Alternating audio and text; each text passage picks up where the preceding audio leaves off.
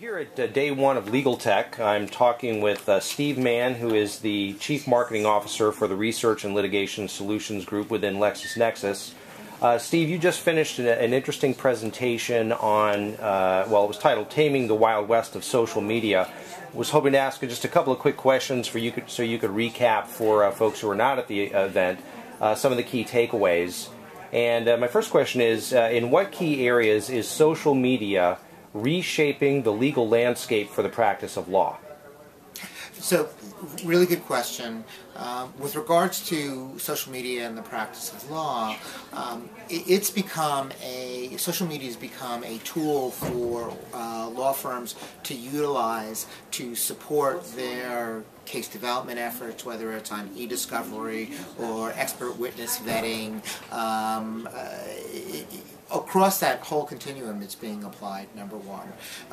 Number two, it's also being applied on the business of law sides as well, in terms of client development, showcasing thought leadership and expertise of a particular firm, whether you're small or large, so that an organization can leverage social channels to drive more business.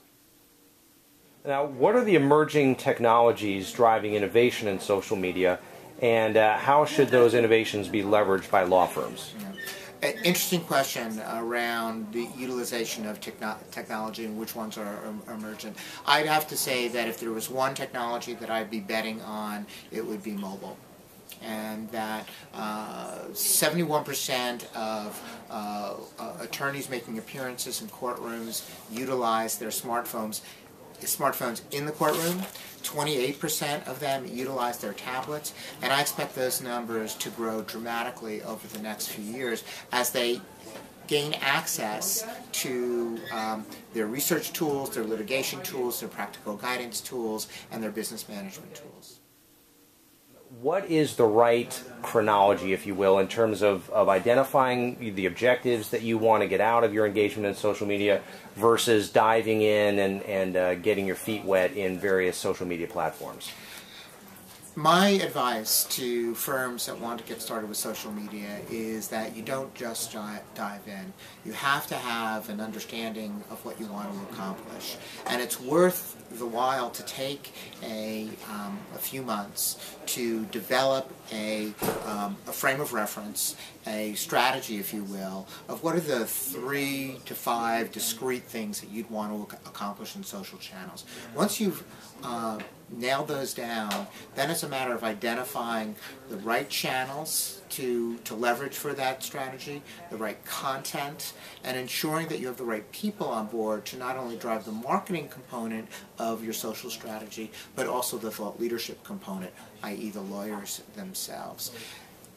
Behind all this and running in parallel to the development of that strategy, moving from strategy to execution, is the development of the appropriate set of social media guidelines so that an organization knows where the fence is in terms of what their behavior.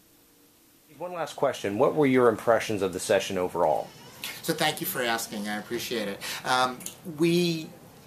We had a really dynamic session, number one, and there was a lot of give and take, not only between the moderators, but between the audience, our virtual audience, and the panelists as well. So I really appreciated that. It's interesting. We framed the session as taming the Wild West of social media, but to my way of thinking, the West has been won. And that now it's more about the evangelism and the training and education that the legal market requires in order to become expert at leveraging social media for their businesses.